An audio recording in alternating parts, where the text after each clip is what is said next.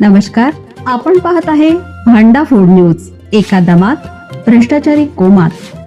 Social media, कर्जबाजारी, गुन्हेगारी, सट्टेबाजी, चोरी, मटका, जुगार, दारू, सावकारशाही, न्यायाच्या प्रतीक्षेत प्रशासन.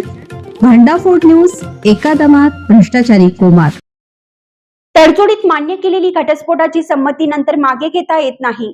सर्वोच्च न्यायालयाचा महत्त्वपूर्ण निर्णय. परस्पर संमतीने घटस्फोट घेताना एकदा सर्व वादावर पूर्ण आणि अंतिम तडजोड झाली की त्यानंतर पती आणि पत्नीला आपली संमती मागे घेता येणार नाही, असा महत्त्वपूर्ण निकाल सर्वोच्च न्यायालयाने दिला आहे. कायदेशीर तडजोडीनंतर अटीचे उल्लंघन करणाऱ्या आणि प्रक्रियेचा गैरवापर करणाऱ्या पत्नीवर न्यायालयाने यावेळी तीव्र शब्दात ताशेरे ओढले. पत्नीने अंतिम टप्प्यात संमती घेतली. दाम्पत्याचा विवाह 2000 मध्ये झाला होता. 2023 मध्ये पतीने घटस्फोटासाठी अर्ज केला. कौटुंबिक न्यायालयाने हे प्रकरण मध्यस्थी केंद्राकडे सोपवलं. तेथे दोन्ही पक्षांमध्ये लेखी तडजोड झाली.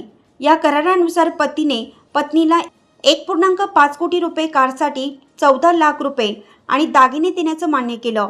त्या बदल्यात पत्नीने त्याच्या संयुक्त व्यवसायातील 2.5 कोटी रुपये पतीच्या नावे करण्याचे मान्य केले होते. पतीने कराराप्रमाणे 75 लाख रुपये आणि कारसाठी पैसे दिले, तर पत्नीनेही 2.5 कोटी रुपये ट्रान्सफर केले. मात्र घटस्फोटाच्या अंतिम टप्प्यात पत्नीने आपली संमती अचानक मागे घेतली आणि पती व सासूविरुद्ध कौटुंबिक हिंसाचाराचा गुन्हा दाखल केला.